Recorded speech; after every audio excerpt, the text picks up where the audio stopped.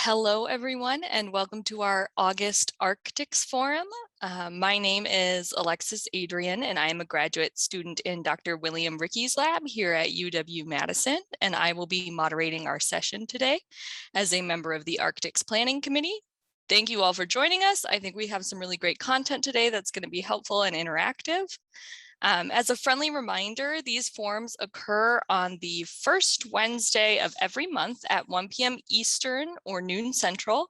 And if you want to check out that schedule, it can be found on the CAIRIBU website under events.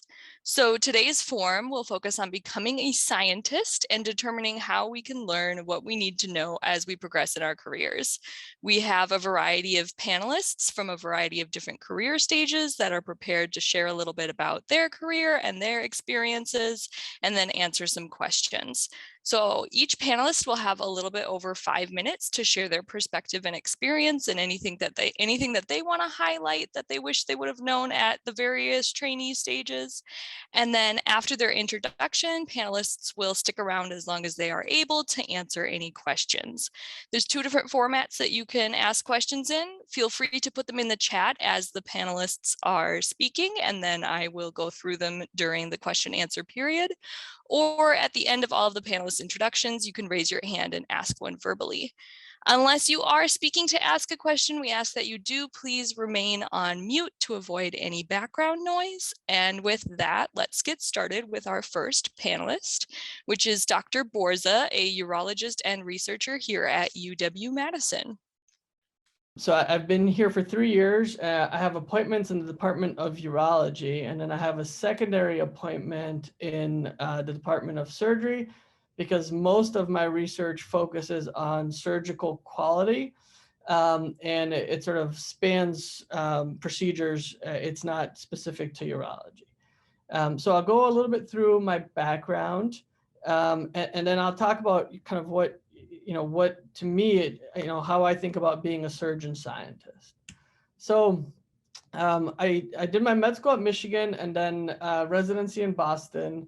After my urology residency, I went back to Michigan and I did a 3-year fellowship, which consisted of a clinical year in urologic oncology training, a health services research 2-year fellowship, and as part of that fellowship, I obtained a master's in health and healthcare research. I thought that was really useful to me because at the end of my residency training, I honestly didn't understand what it meant to be an academic surgeon. I thought I did, and in hindsight, I really didn't. And it was that fellowship time where I spent a lot of time with other people who were doing this work, and got a really good sense of what this life looked like, and what it took to do this. And I'll give a little bit of an example of that as I move along. I now, like I said, I'm now here at UW. I'm 50-50 in my clinical research split. So that's 40 hours of clinical and 40 hours of research. I'm just kidding. It's not quite that bad, but so I do a fair bit of research in addition to the clinical work. I am a health services researcher, so that's a little bit different than I know a lot of folks on this call. I don't have a basic science lab. My lab is people and data. And so, when I talk about kind of the things I needed, they're going to differ, but I think it translates in general, irrespective of the type of research you do. My primary focus is on improving opioid stewardship in surgeons, and then also improving surgical quality through policy evaluations. And I have a KOA currently, a resubmission currently under review. So as I was putting this talk together, I guess I'm giving it, but I have no idea if I actually know what you need to do, because I don't know if I've been successful at doing this yet. So I'll keep folks updated, I guess. So I start with this sort of historical description of what it means, to be an academic surgeon. And there's this description of the triple threat, academic clinician, or academic scientist, where you're a clinician, you're an educator, and you're a researcher. And that's sort of this model that has been present for decades here, and the degree to which this still applies is really unclear, because as more and more people do this, and as things get, the stressors on each one of those grow, it's becoming harder and harder to do all three. But I'll describe a little bit about what it means to do all those three, and the things I thought of in each one of those categories, and making sure that I could succeed in them. So the things I sort of needed in a job.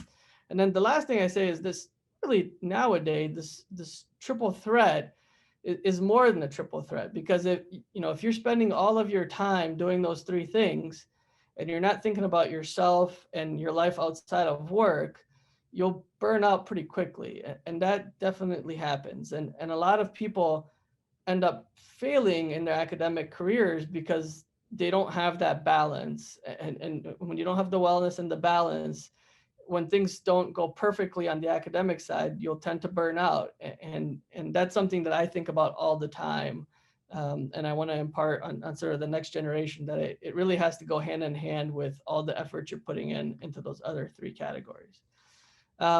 I'm also really into sports. I showed you that picture on the first slide of Michigan, the football stadium there. I'm a big Michigan fan. This is a picture of Kobe Bryant. Sort of, a few of us who hear triple threat think of academic medicine, but when most people think about that, they think about the basketball stance, which is Kobe was quite an expert in. So, being a clinician, ultimately I'm a surgeon, and that my primary job in that life is to make sure I provide the highest quality patient care possible. That can be all I do, and even if it's not, it can take over. Because there's a lot of patients that need care. The hospital certainly wants you to do as much on the clinical side as you can, because that's where sort of they get their revenue. And so it's very easy to get pushed into doing a lot of that work. So when I was thinking about what I wanted my career to look like, first thing I have to decide is, well, how much clinical work do I want to do? Do I want to do all clinical work and just dabble in research? Do I want to have some significant amount of protected time for research, or do I really want to sort of keep my clinical work to a couple of days a week, and then focus the rest of that on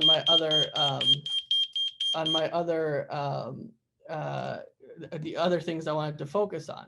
And so that's something that you have to decide before you ever take that first job, because it's much easier to protect a bunch of your time from clinical work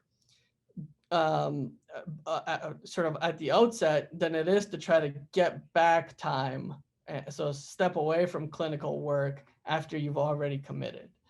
The biggest thing that I thought helped me is to, as I was a trainee, was to learn how to be efficient. And that's sort of the, one thing to say about, what you can do now is learn how to be efficient on that clinical front.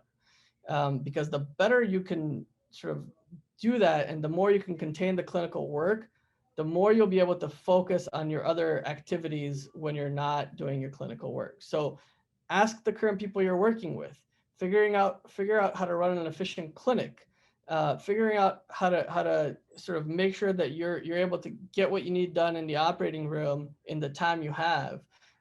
Those are the types of things that I think as trainees we don't necessarily think about until we become attendings and we're doing them. It's like, oh wait, why is my clinic taking twice as long as I thought it would? It's because there's all these little things that can make you efficient that we don't necessarily get in our training. And that, I have a picture of Michael Phelps here. Obviously efficiency in swimming is really important, right? The more efficient your stroke, that's the difference between that horde of gold medals he has and the person who raced against him who doesn't have that. And so efficiency is good in surgery, good in clinical world, and also good in Olympic swimming, it looks like. sort of on the sort of the next part of the triple threat is that being the educator, it's our job to train the next generation. But if you're going to be a clinical scientist, you have to decide of like, well, what does that look like? Do I want to teach students? Do I want to teach residents and fellows? Do I want to have, postdocs in my labs? Do I want to train my peers, which is what I do, is I educate my peers as to how to, provide quality.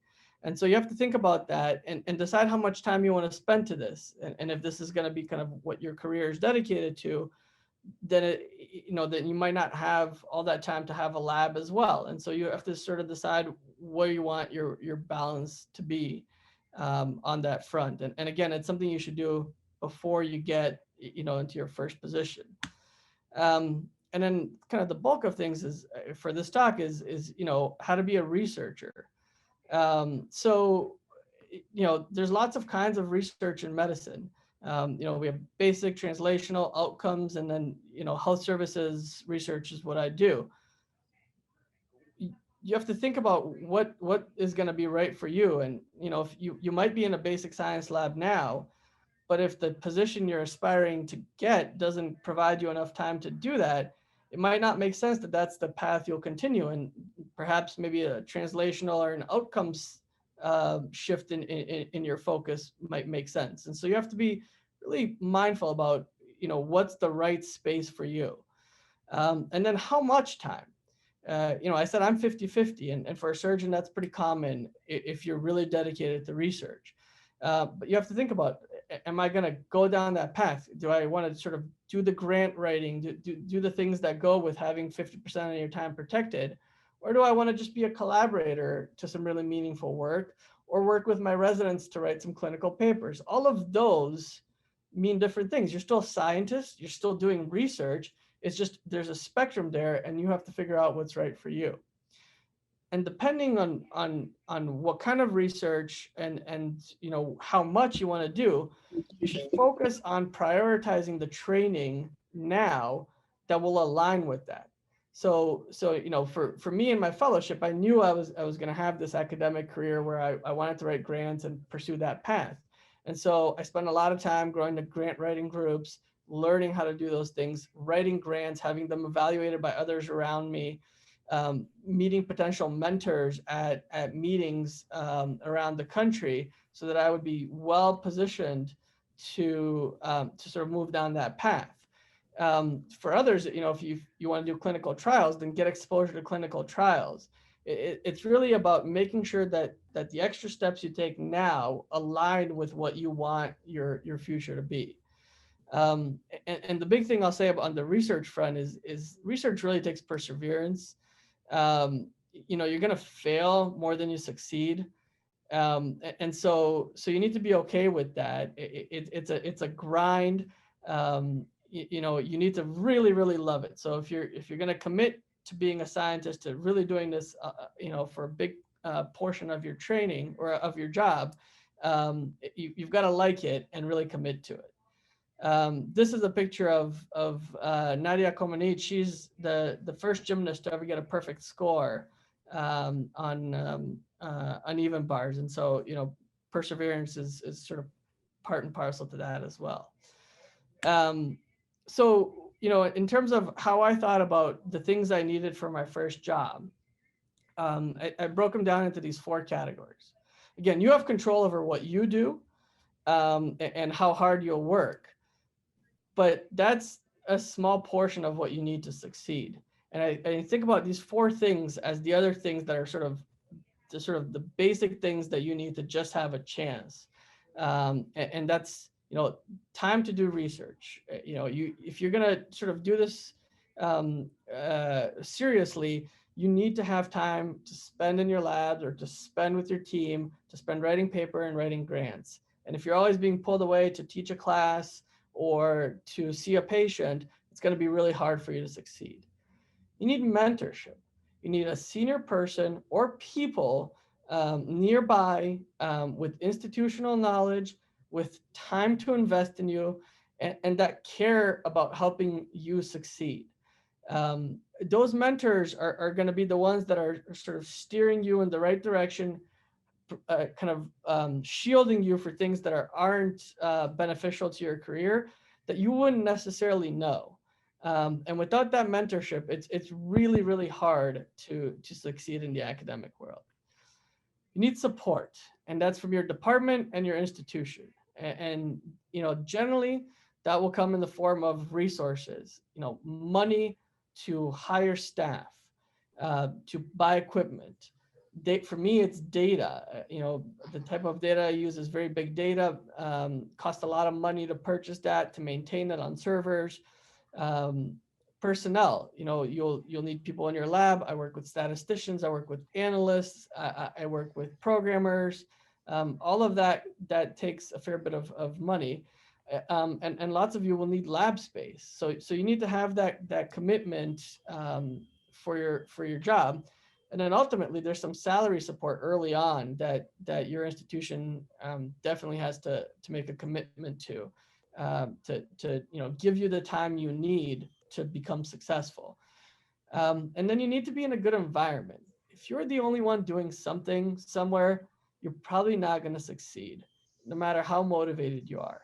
If there aren't people around you that you can collaborate with, that you can sort of bounce your ideas off of, it's going to be really, really hard to get your academic career off the ground. The institution needs to have sort of shared resources. If there's a shared core, it's much more cost effective for you to sort of participate in that than if you're trying to buy everything on your own. And so all those things make a huge difference. And again, having people around that you can collaborate with, is fairly important to making sure that you'll be in a successful environment. And then, that work-life balance, these are my two little people. I spend a fair bit of time trying to brainwash them to be Michigan fans, despite being in Wisconsin. And I try to keep my research and my clinical time contained so that I can also be home, spending time with them. That's all I got. Thank you so much. We really appreciate your unique perspective and insight. Next up, we will be moving to our next panelist, which is Dr. Langston, a K-12 scholar at UCSF Kaiser Permanente. So with that, take it away. Okay, great. I hope everyone can hear me here. I will share my screen and hopefully, I just have a couple slides here. But I really want you wanted this session to actually benefit the trainees in any way that they find beneficial. And so I think I broke this up really trying to talk a little bit about my background in training and how I got to where I currently am and some of the things that I've been thinking about. I think one of the topics that was brought up was kind of, well, how do you know what you're going to end up doing 10, 15 years later if you're just beginning your training, or even 5 or 6 years later if you're in the middle of your training. And hopefully you can gain some understanding that often this is not a linear process. And through my research, I have been able to, through my research and training, hopefully I can show you some of that. So currently I'm at Kaiser Permanente, Northern California. I'm an investigator there. And I started my research career, I got my undergrad degree at the University of Notre Dame. And there I took a biostatistics class and really kind of fell in love with data science, biostatistics, and epidemiology. And so I went and got a master's of public health at St. Louis University in epidemiology. And while there, I started my research really thinking about working at a center called the Prevention Research Center in St. Louis. And through the research there, the center was really focused on lifestyle and dietary interventions that could prevent chronic diseases broadly. And there I did a lot of descriptive epi projects for them. And basically just trying to understand person, place, and time, some very traditional epi work there. And also, while in St. Louis at that time, I did an internship at Washington University in St. Louis in their public health sciences division. And I was really interested in the nexus of infections and chronic diseases because of various classes that I took in my master's of public health. And so there at WashU, I actually was really interested in looking at some work that was being done on acute prostate damage and inflammation, and really being caused by various infections. And so there, and I have here both content training and methods training, just so you can kind of get a sense of what I've been doing. And so there was a really kind of deep dive into more molecular epidemiology as a training mechanism. So while actually at Washington University, I found that we were kind of citing certain researchers in our work quite often. And I applied to the University of Arizona for my PhD because I really wanted to continue some of the prostate focused work that I was doing. And actually, this actually points to one of the kind of maybe segues or different pathways that happen in research. So I applied to the University of Arizona, and I really wanted to work with this prostate disease researcher that was there. And she ended up actually having a study that was recently funded in cutaneous melanoma. I had never really thought about cutaneous melanoma as an interest, but at the time I was thinking, okay, so what can I do in order to advance my training? So maybe, yes, I am interested in generally understanding, other chronic diseases. I was really interested in cancer as well. And so then I really just wrote a supplement to her R01 and basically looked at spatial epidemiology project to kind of go along with her parent study in cutaneous melanoma. And I think that's one nugget that I would kind of put in a lot of junior folks' minds is really, as you're going through your training, figure out how you want to build your research trajectory and what little nuggets of training you feel like you need and along the way. And one of those for me was getting some understanding of spatial epidemiology and remote sensing and being able to use large scale environmental data to come in and be a part of my research as well. So after getting my PhD, I was actually recruited back to Washington University in St. Louis. And my work there was... Friendly reminder to please remain on mute. Thank you.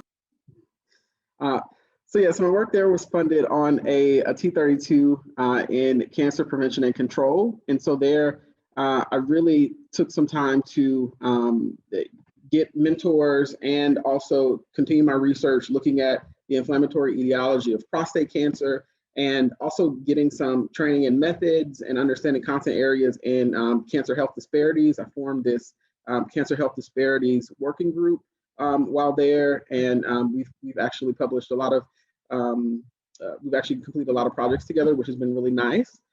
And so following that, I really was honing in on the fact that, yes, I'm doing a lot of studies looking at prostate cancer, risk factors for prostate cancer, but I was also looking at inflammation and prostatitis as risk factors for prostate cancer. So I really got really interested in thinking about prostatitis because it was such a complex condition, and there was so little known, and I was actually surprised about how little was known. And so that kind of led me to thinking more into the benign urological space and really trying to understand better both prostatitis and other benign urological conditions.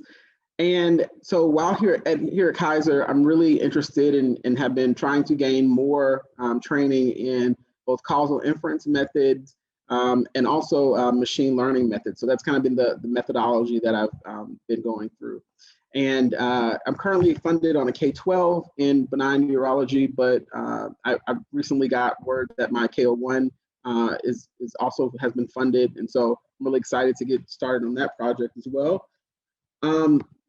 And so this next slide, I really wanted to talk a bit about just training essentials for academic success.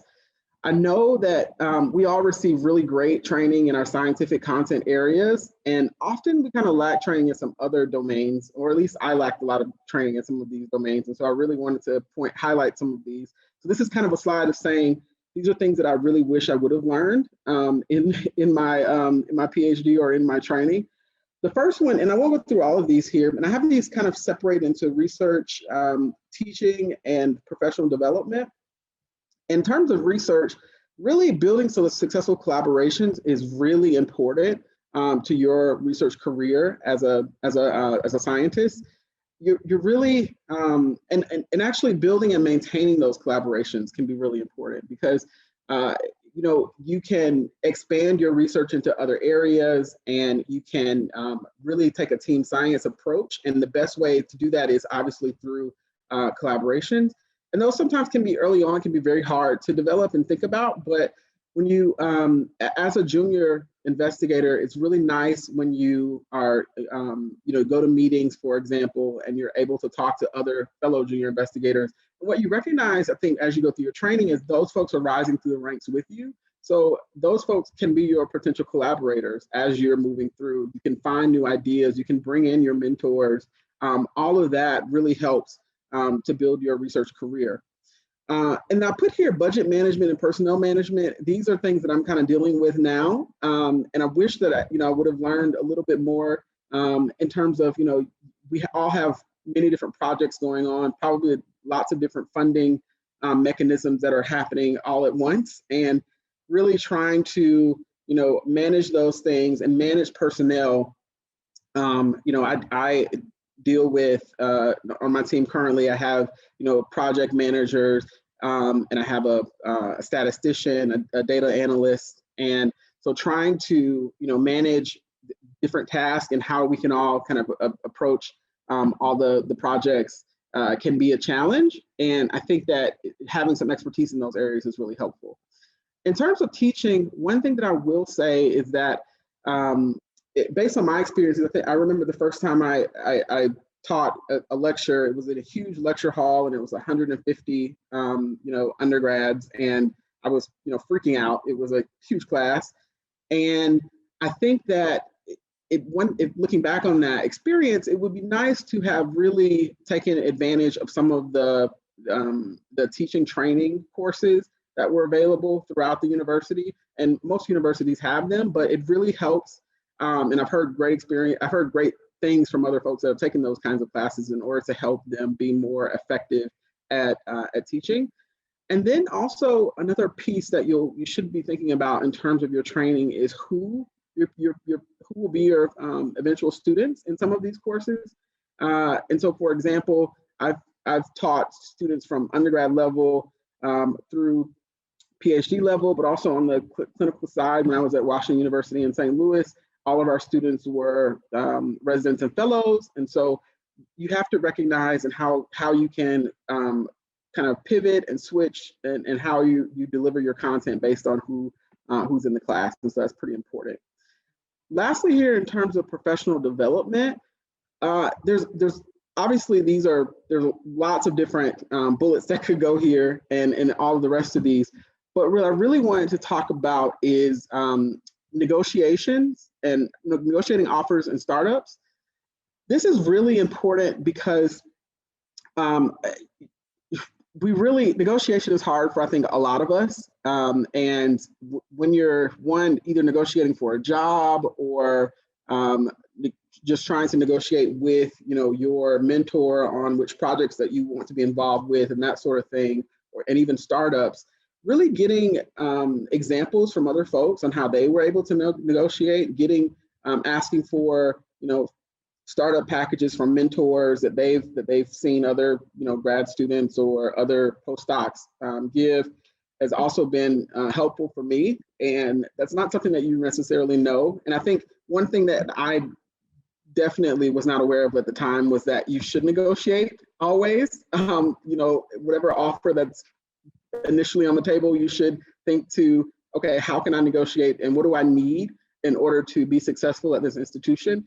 And often we don't get a lot of training in those areas in terms of what we need to be successful. So really start thinking about what, if for the next, you know, 3 years, for example, be the best scientist that you could be, what are some of the tools and resources that you need in order to be successful, and making sure that you're including those. And going in with that too is the strategic planning piece in professional development is really trying to be able to look at the next 3 years, the next 5 years, and create an active plan in terms of where you want to be in this next step. I think for me, I always take stock towards the beginning of the academic year and really try to say, okay, this is what I want to do. This is where I want to see myself going in this next academic year. And then this is where I would like to be in the next couple of years and that sort of thing. And always just kind of going back to those documents, old individual development plans and those sorts of things in order to figuring out where you want your next steps to be. But I think I'll leave other thoughts for the general discussion for questions. Thank you. Thank you so much, Dr. Langston, and I appreciate that you brought some concrete ideas that we can focus on and work towards. So in the interest of time, we're going to move on to our next panelist, which is Dr. Steadman, a K-12 scholar at Duke University. Hi, everyone. All right, so I'm also going to share my screen quickly. Let's see if I can get looking nice. Okay, that should be doing it. Okay, well, let's go back. Okay, so I'm Casey Steadman. I'm a K-12 scholar in the CURA program at Duke in the Department of Biomedical Engineering. And so currently I'm studying the effects of kilohertz frequency spinal cord stimulation on bladder dysfunction, but overall, my general interest is in neuromodulation and its effects on bowel, bladder, and sexual function in multiple disease states. So I have two children, Clementine and Juniper. We have a dog, Cricket, and we like to get outside as much as possible. And here I am recently on the top of Blood Mountain in Georgia. That's the highest point in Georgia on the Appalachian Trail, and it's really wonderful. And so I'm just going to give a very brief background of how I got to be where I am today. And then as I was thinking about putting this presentation together, I really debated about 10 different ways to talk about all of the things that I wish I knew or what I thought was important. And what I ended up doing was picking 3 topics that I thought encompassed well things that I have personally put into action that have, I think, led to the success of being where I am today. So briefly getting into my background, I am a 3rd generation Mississippi State alumnus at this point. So my granddad and my dad both went to Mississippi State, so I had no question of where I was going whenever I graduated high school. From a young age, my dad told me that I wanted to be a biomedical engineer, and every time I would say, no, I want to be a doctor, thinking I wanted to be a physician. Whenever I went to Mississippi State, I shadowed some doctors in the area, and I said, oh no, I actually do not like this at all. So what am I going to do? And I did enjoy my engineering classes. So I decided to take that love of engineering and make a career of research, because I also knew that I did not like quality analysis either.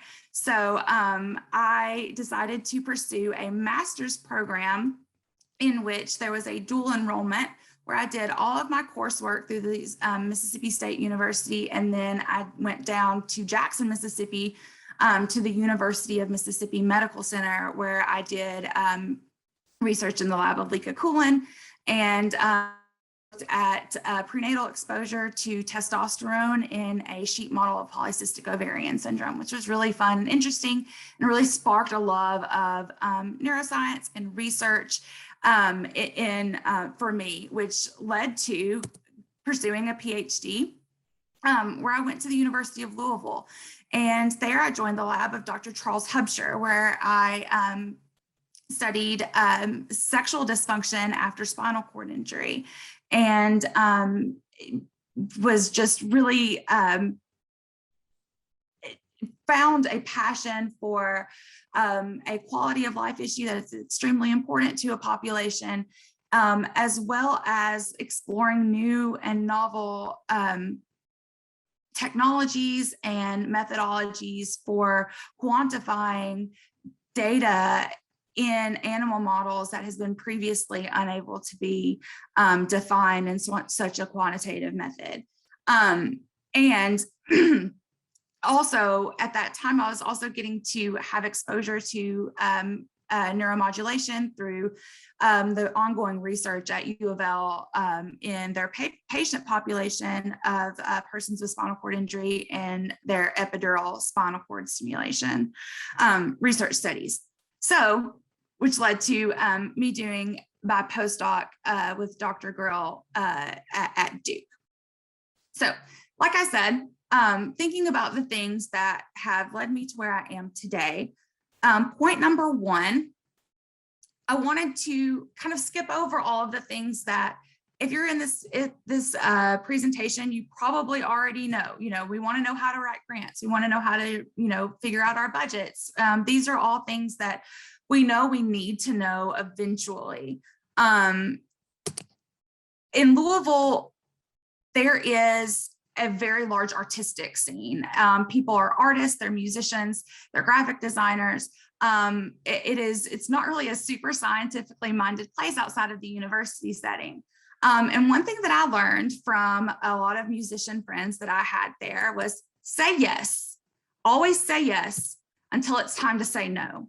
You're going to say yes until your calendar fills up, and you can say yes. This includes saying yes to workshops, to projects, to collaboration opportunities, to networking, to lunches, to conferences, to picking up a speaker from the airport. Say yes every time you want to say yes until you can't say yes. And you should be able to understand where that balance lies within yourself based on your own personal schedule and what projects you've already committed to. Because point number two, time is the most important resource that you have, and you should use it efficiently. One thing that I make a huge priority every week is Sunday night, sitting down and looking at the schedule for the week ahead. What are the priorities? What are the things that have to get done? What are the things that it is okay if they don't get done? And what are things that could be moved if that was necessary? So for me, I consider things as glass balls, plastic balls. There are certain things for work that are glass balls, and there are certain glass balls that belong to family. You are constantly juggling all of these balls. If you drop a plastic ball, it's going to bounce. It's okay. That's not a huge problem. You can pick it up later. But if you drop a glass ball, it's going to break. And so those are the ones that it's really important to keep in the air. So those are the ones that you make your priority. So sit down, figure out what are your glass balls for the week. And that is the first thing I do. On Sunday nights, I try to scope out what those are going to be for the week. And then oftentimes first thing in the morning when I'm getting my day started, I'll sit down, just double check, commit to those priorities, and make sure that I'm going to be on task for the day.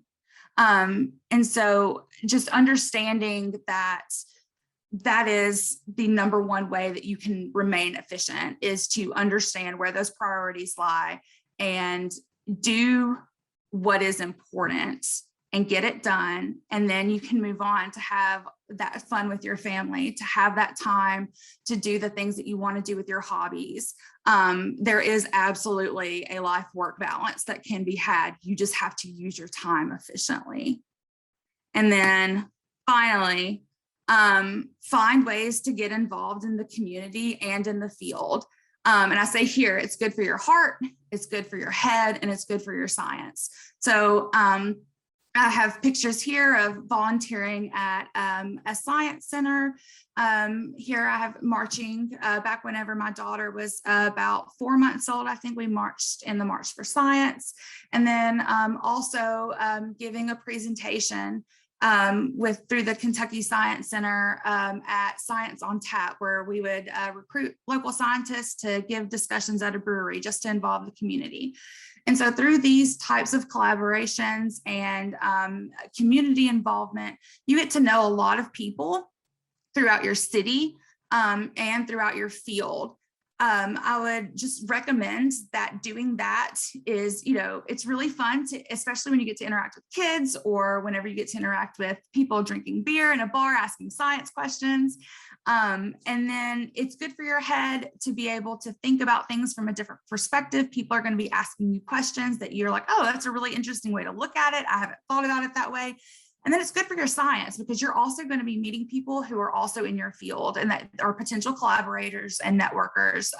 And also people who are going to be sitting on your study sections, people who you could be doing job interviews with in the future, all sorts of networking opportunities. And this applies for volunteering for opportunities to be on committees as well. So I always try to say yes to committee opportunities. And any opportunity you have to interact with somebody who is more advanced than you in your career. And I will leave it at that because I've gone over time. So thanks. Thanks so much, Dr. Steadman. I especially appreciate your interesting analogy there on keeping the balls in the air. Next up, we have Dr. Davidson, a urogynecologist and researcher at the Medical College of Wisconsin. And just briefly, I want to mention before she begins, I did send a chat message. We're running a little bit low on time for the question and answer session, but if you have some thoughts that you'd love to put in the chat, we can transfer those to the Arctics webpage to answer at a later date as well.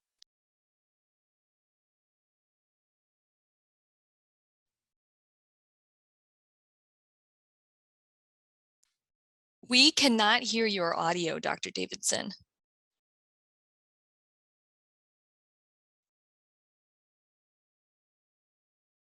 No.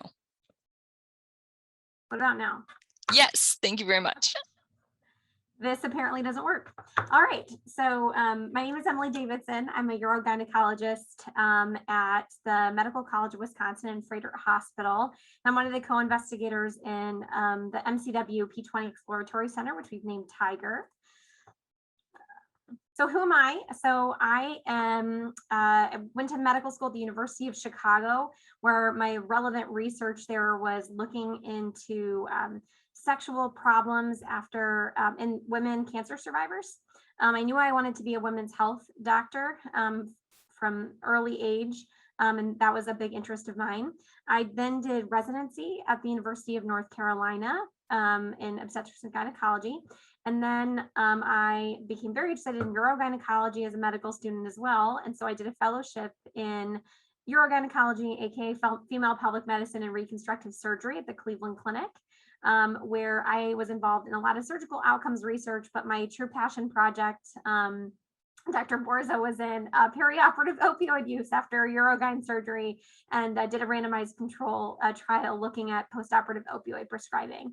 And then I finished fellowship and I've been here ever since. I've been here about for 2 years here at the Medical College of Wisconsin, where I'm an assistant professor. I was hired to be 100% clinical, but that was not what my goal was for the rest of my life. So I think one kind of life lesson is to kind of roll with the punches and fight for what you want, and define your own self, no matter how you start in a place.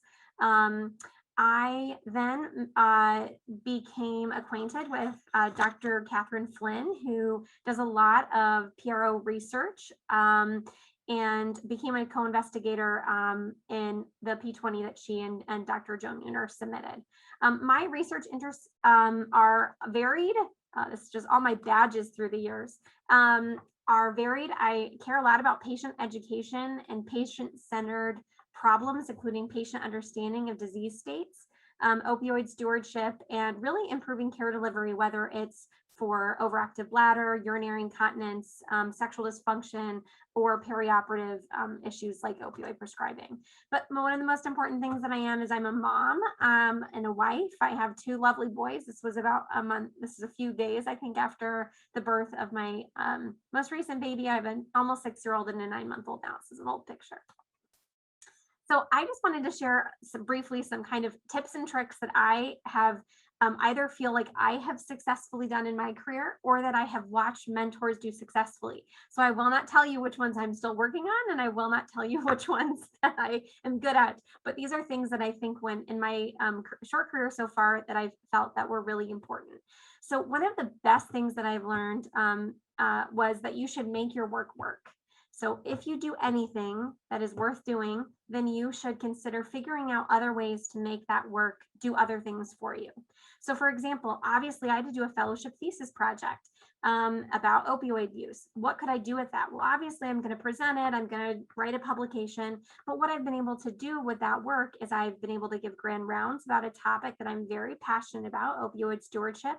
I've given that lecture at multiple other locations. I've created educational content with that given to medical students or residents or fellows. Another thought is that you can submit your work to multiple conferences, and that is something that I felt a little dodgy about a little bit when I first started, whether this was, like you don't want to be a salami slicer researcher or publisher, but really there are different ways to get your work seen in different in different locations.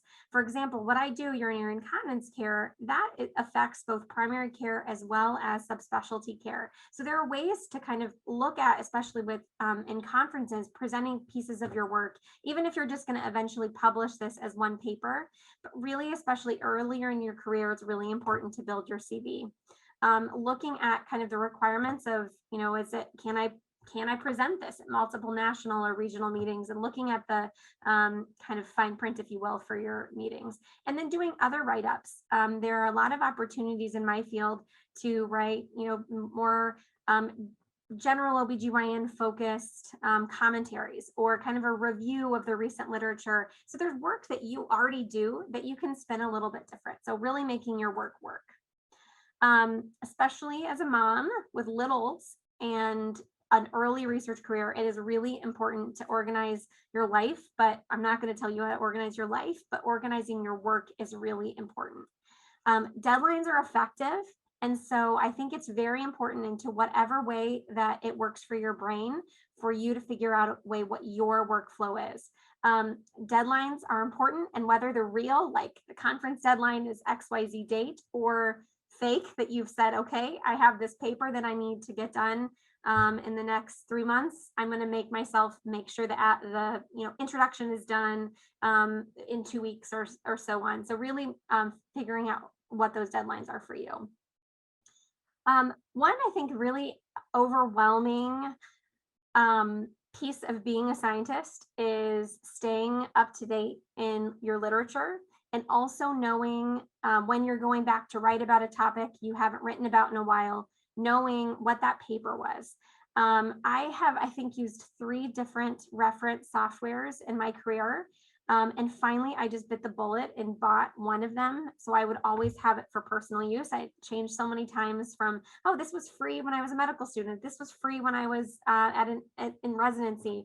And that always changes, or where you work changes. So finding some way that you can organize it and to always not have to manually update all of your literature reviews and things like that. And really, as much as you can, doing HIPAA compliant clouds for your writing if you're doing any data analysis. And that has been really a life changer, especially, of course, then when we all are working a lot remotely now. This is one of the biggest pieces of advice I got as a fellow, is to be bold. I've done a lot of reading about imposter syndrome, that this, a lot of times we feel like we're not good enough. I think for those of us who are women, I think we're affected a little bit more. But you should always be bold. Apply even if you think you're not enough. For example, my fellowship thesis project was funded through a grant from AHEL, which is used to stand for the American Association of Gynecologic Laparoscopists. And I was going to do the study about opioids, including vaginal surgery that wasn't laparoscopy. And I was like, gosh, are they really they're just gonna throw this away. This is a waste of my time. And I was really pushed to be bold and apply, and I was funded. And so that was one example. Another example is to know that whatever you choose, whatever you are doing, you are an expert. You know more than most people, and reminding yourself of that, even if you're in a room of people that have had a much longer storied career than you. And really, for an example of this, is I was a brand new faculty, just out of fellowship when Dr. Flynn approached me to be part of our P20 and what's now called Tiger. And here I am. And example 2 is being asked to give this talk today. I also feel like I'm a very junior researcher, and but I still have a lot to teach and to learn. I think something that hasn't been discussed is how you can stay visible. And whatever profile that your institution uses, always making sure that stays updated, always keeping your CV or resume updated, and being active either through social media or online forums, making sure for me, my American Urogyne Society profile is updated and my research interests and what I am doing. That will get you future collaborators. And really that is how I became affiliated with CAIRIBU and through our P20 was because I had updated my CV within a month of starting here at MCW, and Dr. Flynn was able to find me and find that I have similar interests and similar research experience, and I'm now here. And I think that this goes without saying is that when you are in your research career, you need to pick something exciting, and even if it's only exciting to you. So whether that was older women, sexual dysfunction when I was a medical student, to talking about opioid stewardship, which wasn't as sexy to talk about a few years ago. So yeah, those are my little tips that I've learned. Thank you so much, Dr. Davidson. We were excited for you to be here to present as well. We're going to move on to our last panelist, Dr. Vizina, who is a co-investigator at the UW-Madison O'Brien Center.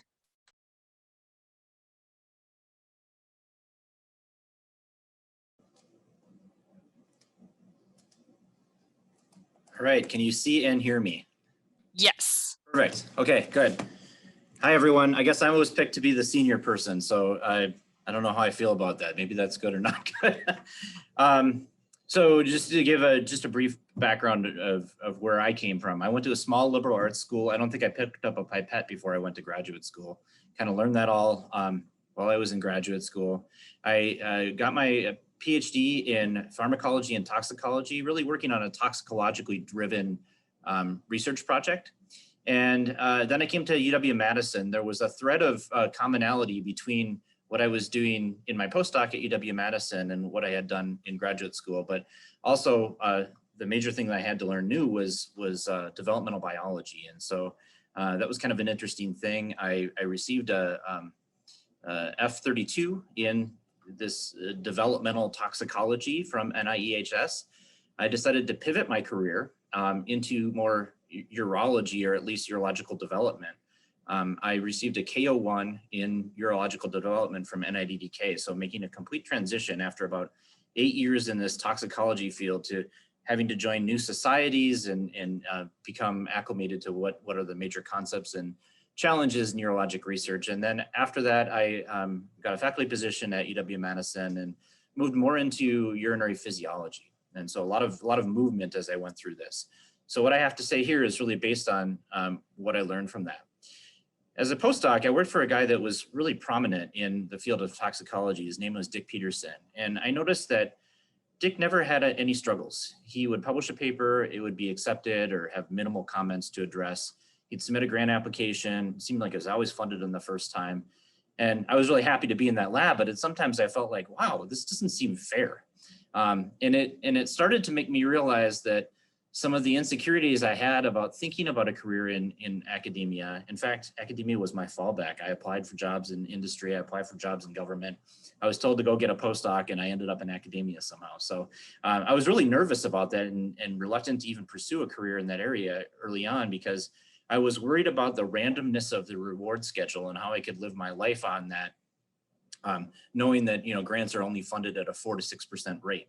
What I realized from Dick Peterson is that the reward schedule in academia is not random. It goes to those who have figured out the game.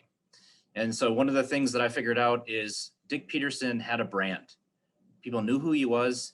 They knew what kind of science he did. They knew what kind of talks he delivered. They knew what kind of papers he wrote.